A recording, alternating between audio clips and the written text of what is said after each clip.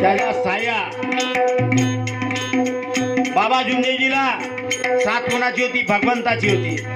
कारण तशी तपश्चर्या आणि तशी भक्ती असा योग बाबा जुमदेवजींनी केला नाही. मानव धर्मात जन्माला साया भगवंताची तुला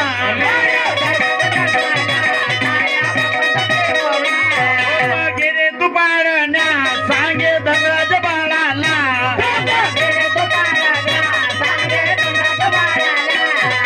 गेले तू पाळण्या सांगे धनराज बाळाला